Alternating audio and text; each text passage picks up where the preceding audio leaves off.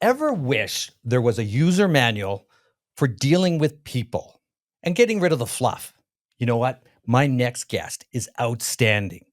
Tom Hagerty is going to join us here on Shed Talk. Creating curiosity by asking better questions. This is Shed Talk.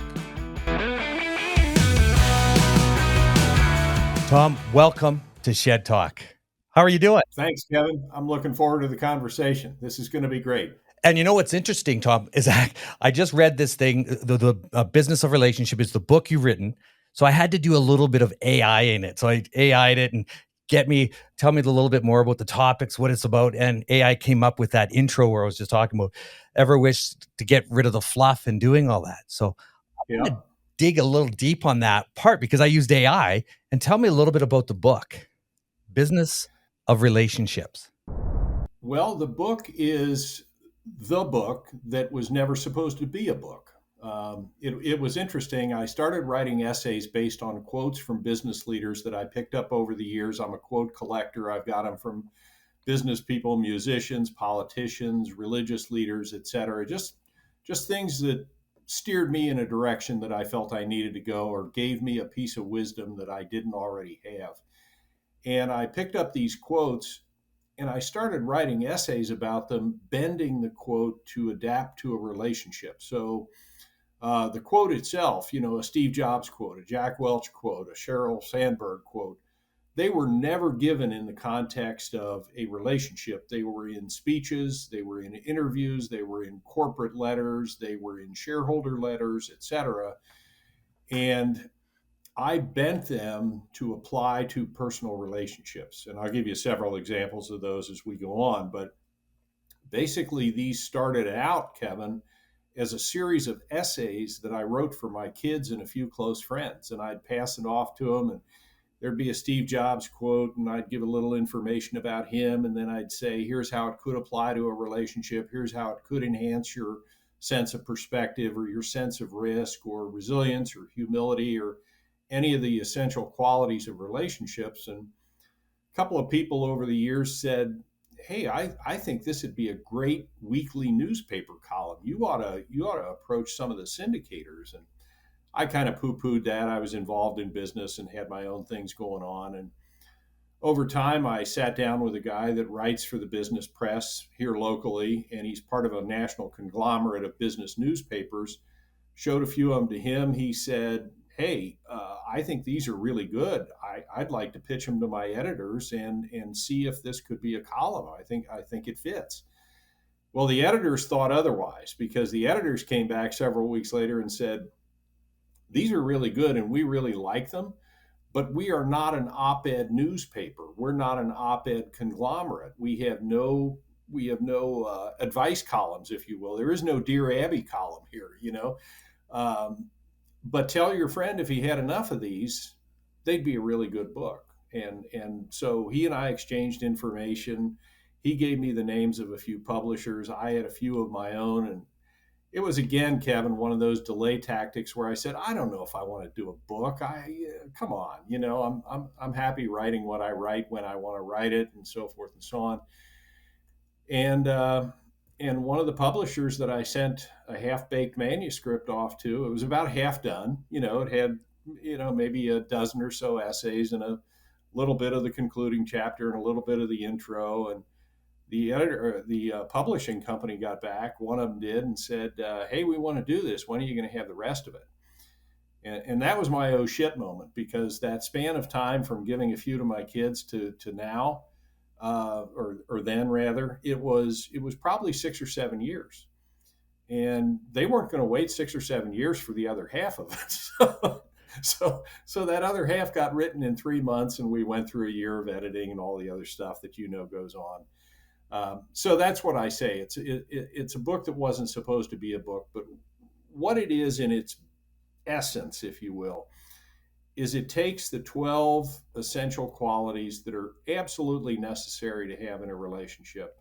And it's not according to Tom. It's according to the Harvard Business Review. It's according to the Northwestern School of Medicine Journal. It's according to several .coms that deal with marriage and relationships. It's according to NBC News and CBS and a variety of sources.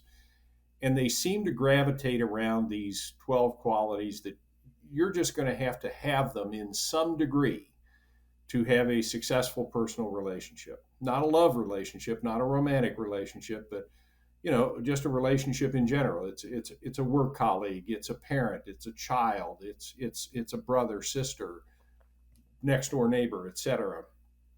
And basically what I did was use these quotes to illustrate how to get better or to even have any of those essential qualities, like I mentioned before. So that's how it came about. That's how it's organized. And it's a series of essays that people can skip around to. They can skip around based on who the person is who said it. They can skip around to the quality that they think they need to work on. Like I think I'm okay with respect, but I really suck at humility. Or I think I'm okay with an appropriate sense of risk, but man, I am terrible when it comes to resilience. So you can pick and choose and skip around a bit, and I think it's been helpful for people. That's the feedback I get, and it was fun. It was actually fun to do. All right, so I'm gonna break it down a little bit better because I want to get down to the actual avatar. So, Yep. and we're gonna talk a little bit about COVID in here because when you start talking about people and they can go down, they can break it down to who they are. I'm going to use COVID as an example. So people are locked up. Here are these quotes and the 12 pillars. I'm going to just call them pillars right now. You'll correct me as I'm going through this. How can they use this? So you're a young guy, okay? You're at home, you're in COVID, and you can't socialize very well now. Fast forward to today, and you're not a very good being able to socialize. How does that help them out? What kind of aspect would you look at that in your book as well? Yeah, I think, well, first of all, you've got the 12 qualities. So there has to be some kind of Can we go self through the awareness. can we go through the 12 qualities? Sure, Yeah, sure. let's go through each one. You've got perspective, you've got honesty, you've got integrity, you've got trust, you've got a sense of risk, change, humility, resilience, priority, commitment. That's 10. I knew I was going to miss a couple of them. That's okay. But we're in the gist of it because it's I really want to deep down each one because the listener as a whole, it's great to hear the storytelling and doing it, but it's all of a sudden, how does it affect me as the listener and go, you know what, humility. What is humility? Well, let me give you a good Yeah. example. Okay, Jack Welch. I put him in the chapter on risk uh, because Jack Welch said something that was very compelling. 5 words, gave it in a speech, and you know who Jack Welch was: chairman and CEO, General Electric, a lot of years, big reputation, tough guy to work for, very direct, and he said, "Change before you have to." Okay, he said that in a speech, Kevin, in the context of, and the speech went like this. He was basically talking to his business leaders, the ones who headed up GE Medical, GE Aircraft Engines, GE Finance, the various divisions at the time. And Jack said to them in a speech in Crotonville, New York, he said, "If you are not number one or number two in your marketplace, I will fix you, close you, or sell you. So change before you have to." I mean, you don't get much more direct than that, right? And Jack was a guy that did 200 acquisitions in his career, at General Electric. He tripled shareholder value, so he was no nonsense. There was no BS about that change before you have to mantra. Where I came into the picture was when I read that in one of his books. I think it was Straight from the Gut. Um, I looked at that and said, what would that mean in a context of a personal relationship? And change before you have to then took on the meaning for me of change before you have to, the budding addiction that's going to wreck your family. Change before you have to, the financial irresponsibility.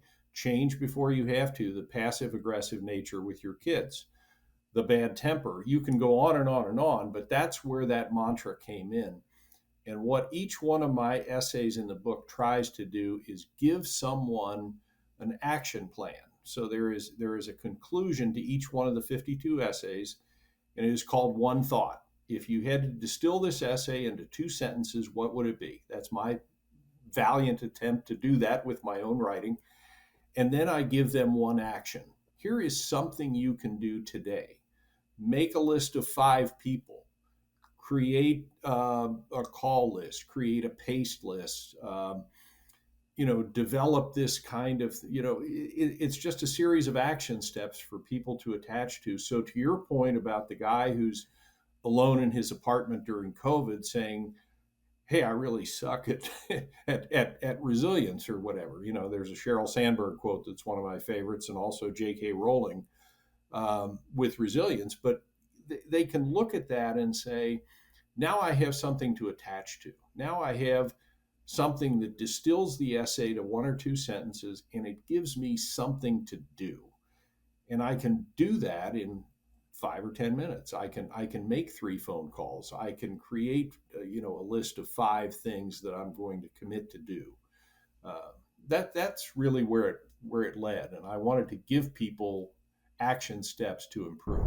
So everything that on the essay part of it is all about taking action. So there the essay comes into play, the quote, the essay, and at the end, the final action, what you need to do to be successful in any shape or form or whatever suits that person, that individual.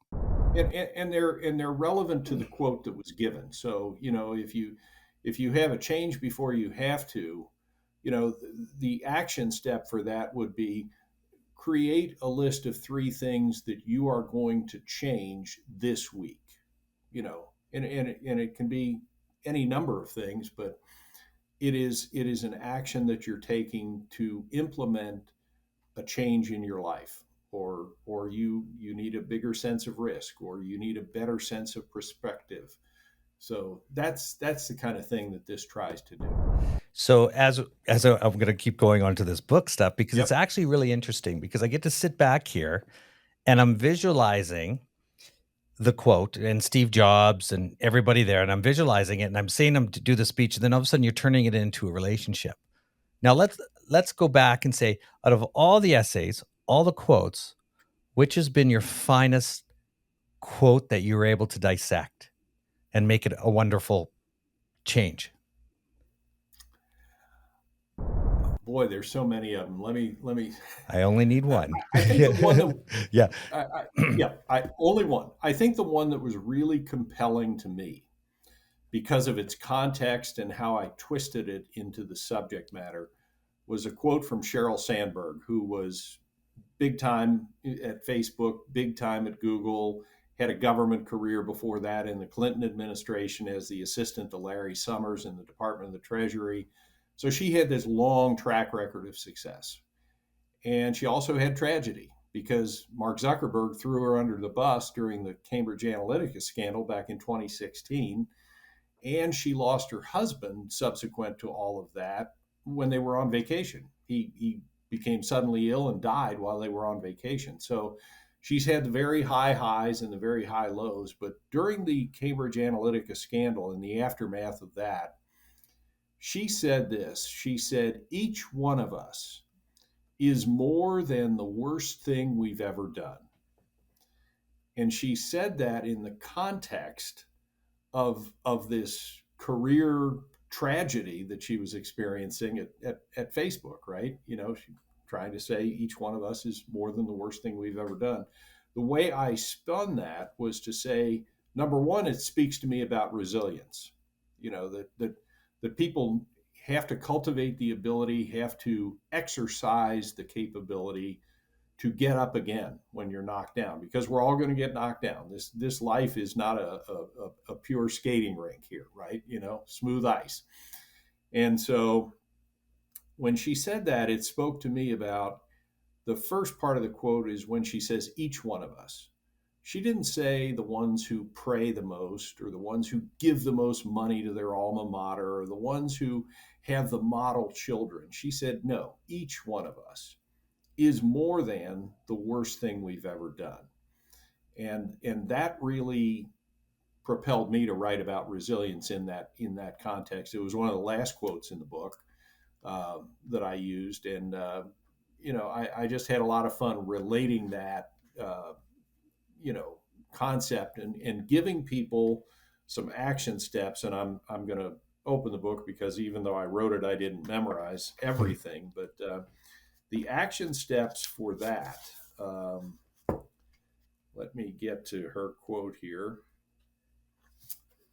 The action steps that I gave people there, I said, in 25 words or less, describe your good qualities and glowing accomplishments and carry it with you.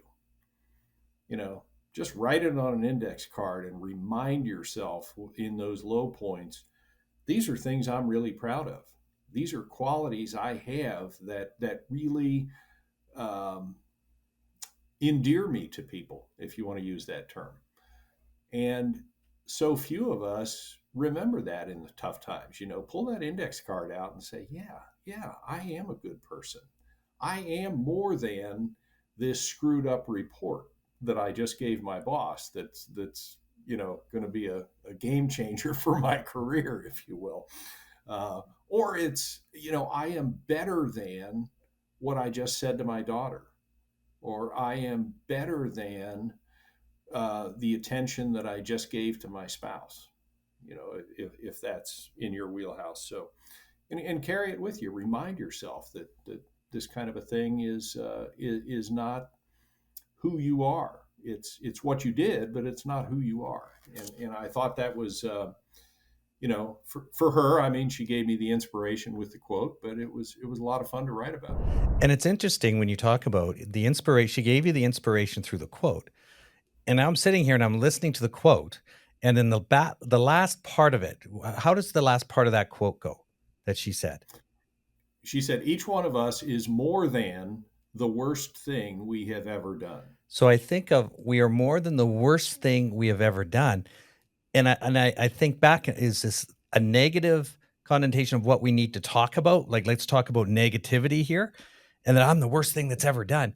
And and you start to actually in your head spin a different story. All of a sudden I'm thinking of a whole different story than what you came up with and said, here it is. I'm thinking, what's the worst thing I've ever done? Oh my gosh, I can't even remember. Oh, this is terrible. You mean I'm a bad human because I did that? So it's interesting how you put it all together, and then here's your action plan to it. Now Yeah. I'm gonna go back one more step into this again. Now these quotes are absolutely brilliant, and you said you had a whole. We just did one there. I'd like to do another one and walk through the storytelling of each one. Like, you haven't talked to these people before, have you? You just read the quotes. Correct. I read them in shareholder letters, annual reports, heard it on an interview on CNN or MSNBC. So yes, yeah, So when you're yeah. picking these quotes out, do they all of a sudden hit you like, oh, that's a great one. I'm going to use that and I can deep dive that better? Well, let's put it this way. When I distilled the quotes down to the 52 that I wrote about, and I wrote very purposely 52 quotes, 52 weeks in a year, 13 weeks in a fiscal quarter, all that stuff that business guys do. But when I saw the quote or read the quote, I had a bunch of these. I probably have 300 quotes written on longhand. There's something you read or heard or something that you want to remember, and so I first had to distill them down and say, can I see this applying to a relationship? And then if the answer to that is yes, then you say, well, what quality does this speak to? How could I bend that quote? And for instance, you asked for another quote. The very first quote in the book, and probably the first quote I ever wrote down, was from Steve Jobs' Stanford University commencement address. Probably everybody who's serious about business has watched that speech. It's a great speech, 2005. He had recovered from his first bout with cancer, and he was addressing the student body as the commencement speaker. And he had a ton of good quotes in there. He had a quote about looking in the mirror, and if you're going to have another bad day, and you've had a lot of bad days in a row, that was his mantra to change something. But the quote that I wrote about was one that he said, and I'm going to get it pretty right here. uh, because I've used it a lot. But he said, remembering that I'll be dead soon is one of the biggest tools I use to make major decisions. And if you know the context of it, again, this was post first bout with cancer. He thought he was healthy, and he was speaking to the transitory nature of most of the decisions that we all make. Like if you remember that you're going to be dead soon, if you remember that your time on this earth is not limitless, then every decision you make gets easier, because the consequences that you think are there really aren't. And he was speaking to the graduates in the context of business, in making major decisions at Apple Corporation and Pixar and others. I spun it into the relationship angle and saying, if you had that same kind of orientation, that same kind of perspective, it was in the chapter on perspective, if you had all of that, then the decisions that you're about to make wouldn't seem so life changing, wouldn't seem so deep, wouldn't seem so difficult. And I tried to, let people know. In fact, I'll go to the action steps here, because I thought it was a decent first attempt for a guy who was writing his first essay. But I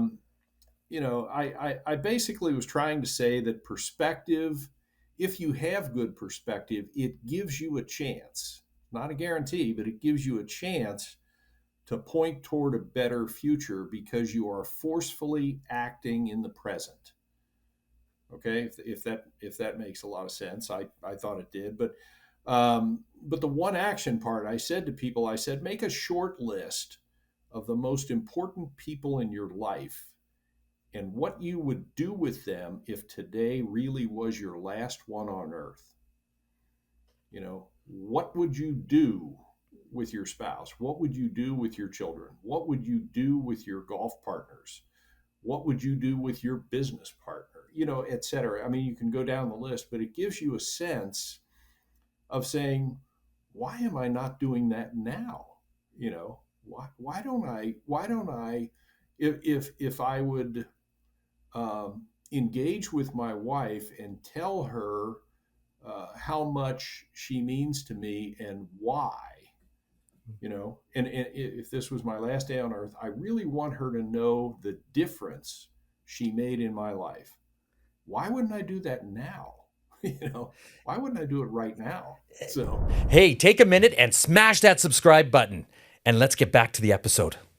I look at males between the ages of 55 and 75 when they have the highest suicide rate. Okay. So when we talk shed talk, and that quote that you just brought up, and then how you said it, and then living life for today, it's like creating purpose. Well, if you knew your timeline was that you're going to die today, it means nothing about the decisions you make. Just do whatever feels great. Meaning, don't worry about what they think. Just do it. Go make that phone call. Tell someone, I love you very much. You know what? I need to tell you this. And being present at the moment versus let's not worry about the future. Let's worry about today. And that summed it up about if you know you're going to die was Stephen Jobs. And then Jobs where he was at, and then saying this, and then that you should put yourself out there. And then men, when they're older and they're feeling with no purpose or no desire where they're at, is say, you know what? I have access to do anything that I want to do. Why don't I do this? Because does it matter? I'm just going to do it. So right, that right. really resonated with me to think about that. And then that one quote is like, wait a second, you can create purpose by saying, hey, what if I'm done tomorrow? Instead of committing suicide, I'm going to be dead. Nobody loves me or doing this. Well, wait a second. Let's create purpose to show you that health, wealth, and mindset will grow. So very cool. All right. We got Yeah, to dig some more into that. Some other ones you must have. absolutely, absolutely. One of my favorites, and it's a guy that we can all credit as being one of the greatest inventors, greatest industrialists in the Western world, Henry Ford. Okay, Henry Ford said, "You are not going to build a reputation on what you say you're going to do." And it was in my chapter on integrity. Okay, and I think a lot of people in our society, and we see it every day in the news and anywhere, a lot of people in our society today, they want you to believe they have this big reputation. They want you to believe they have this big set of accomplishments, but they didn't actually do it. They talked about it. They said, this is what I would be, this is what I would do, this is what I would have. Um, but they didn't actually do it. And Ford was really talking more to his employees and his investors at the time, because he was trying to get this fledgling car company off the ground, and he said, we've got to be about the business of assembling, producing, designing, selling automobiles. And it isn't about what you say you're going to do. You do it. So, I looked at that and I said, boy, does that, to me, speaks to integrity, one of the 12 qualities. And when I wrote about it, I tried to give people, again, I'm a list guy. I think a lot of business people are. You've got your to-do list, your daily task list, your pace list, your goals and objectives, and strategies and tactics and so forth. But I said, integrity is one of those qualities that provides permanence. It offers stability, it creates a vision, and it's evident by its execution. That's what integrity is all about. Is I said I was going to do it, and I did it. And so this is something that, frankly, this sentence came out of letters that I wrote to my own children when they were leaving for college, and I tailored each letter to the three of them, certainly about their own personal journey and who I saw them to be and what I saw for them. But this one sentence, I don't know if I should be proud of it or not, but it was in each one of their letters. And I said, you would be wise to make a list of what you will always do and what you will never do, you know. And I think each one of the three of them, in their own way, took that to heart. My middle child, my son, who's a Goldman Sachs guy, and all this kind of stuff. He says he has that letter on his nightstand or in his drawer on it, in his nightstand. I'd love to believe that, but anyway. But no, I just said to people, for that one action that you want to take, make a list of what you'll always do and make a list of what you'll never do, and then execute against it. And I don't ever envision that list should be very long. What am I always going to do? Is it three things? Three foundational things. What will I never do? Is that three foundational things? So there's a lot, of interpretation there on the part of people. Give them a wide lane and see where they take it. So. And it's interesting because the quotes that you're using, and I'm sitting back listening to them, and I'm thinking, we can almost break down any quote. And using that last one, it's kind of like, what is your non-negotiable? So when everything's all said and done, what will I not do in life? This is a non-negotiable. I will never do this. This is a non-negotiable. We won't even talk that. So we do it. And he's keeping it on his nightstand. So you get to see it when you go and visit him sometime to be able to do it. So here's another question I want to get into, because it's really interesting and intriguing, because when you look at the book of relationships, and you went into the relationship wise of it, and I'm thinking in the business aspect of it, as young entrepreneurs starting up, people getting going, and they get their block. Yes, they're strategizing, they're doing everything, but all of a sudden it comes down to that one moment, that one thing they heard in their head, that one little nugget that they took, that aha moment that actually changed their perspective and their trajectory. And I'm going to use a quote here. And I'm going to use you for this because it's kind of interesting, because you do essays All on right. it, and I want you to break it down. Okay. Okay. And I use this, I call them Kevisms. Okay. And listening to you. So Okay. this quote, I don't even know where it came from. I've had it forever and a day. It's called, "A life lived in fear is a life half lived." Hmm. So Yep. I'm going to throw that at you. How would you break that Okay. down? Okay. Well, first of all, I would break it down and say that fear, in the recovery community, probably said this better than most. The The recovery community will say that if you live with 1 foot in the past and 1 foot in the future, you're going to end up pissing on the present. And fear to me is the antithesis. It would be the right foot for guys, standing there. Fear would be of the future. I'm expecting something that may or may not become real, and I am living it out. I am literally investing my time in something that I can't change, can't even influence, and may not even come true. And on the flip side of it, again, in the recovery community, they would say resentment is what you feel about the past. Resentment, remorse, anger, all of those kind of emotions.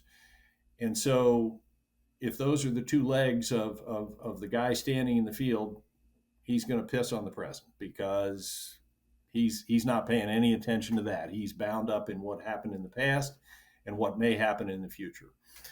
But to your conclusion of that, a life half lived, I would say that's the best case scenario. You know, I mean, if you are living in fear, you likely will never change opinions, conduct, habits, otherwise. You likely won't take much risk. You certainly won't be very humble or have any sense of humility. You won't prioritize anybody but yourself because you're so consumed by this.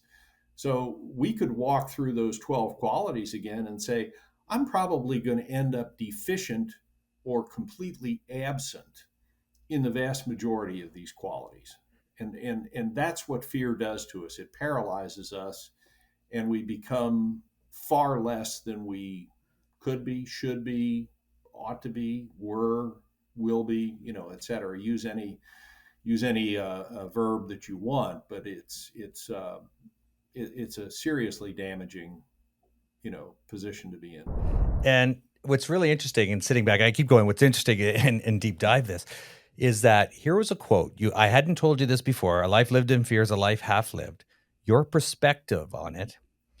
And you turned around and gave your analogy of it. Like you broke it down. And then you all of a sudden said, here are the 12, okay, pillars. I'm going to use pillars because going integrity all the way there because they're pillars. And you used each and said you could put that quote into each one of these and formulate the exact answer that you need to hear for yourself, an individual. And help me if I'm getting this wrong, because I'm looking at this, that when we look at your book, you have these essays of great quotes by great leaders, great people. How many times in life do we ever take it for granted that that one thing that we heard from somebody else could be a great quote, AI or whatever you heard it, and take that Mm-hmm. same messaging, that what you just did there, and apply that to each one of your pillars, the integrity and that same quote, because you come up with your own answer. And you can create your own formula as your own individual by using your book as this guidance to say, yeah, here's our quotes around the world. I did an essay. But if you had your own quote in your head that you've been dealing with, formulate it with these premises, these pillars around it. Does that make sense? I think it does. I think it does. I mean, there's favorite quotes that we all have, and it's not just business people. I mean, I have a favorite quote from Bruce Springsteen. We all know him as the great rocker. And Springsteen said something one time. He said, "It is a sad man who is living in his own skin and can't stand the company." Now, I haven't written an essay about that, but that to me just was like, whoa, that's powerful. Michael Jordan said, they all say there is no I in team, but there is in win. Yeah. and here's a guy that carried the Chicago Bulls for years, almost a decade. So there's all kind of those quotes, and you can say, well, what does the Springsteen quote say to me? What does the Michael Jordan quote say to me? What does the Bono quote say to me? What does the Nelson Mandela quote say to me? They're all over the place, Kevin. And your quote, wherever you got it, about a life half lived, that's a great one too. So, smart people are going to take those and say, I think that's really a good guidepost. I think I want to be more aware of that. I pick up quotes from books I read and say, "Boy, I wish I had written that. That's a pretty good one." So, But so on your next batch, okay, so this book's done. Where can people pick this up? it's on Amazon. It's at Barnes and Noble. Yeah, a Or couple of bookstores. do you have it in You front can of you? get a Put it right up Kindle on the one. screen right now. Just throw it up right in. Do you have it in front of you, the book? Yeah, Oh yeah, yes. put it in the screen so I can see that right there. We're gonna get that pushed out there as best we possibly can. Um, Now, what's the next step for you? Another book or a TED Talk?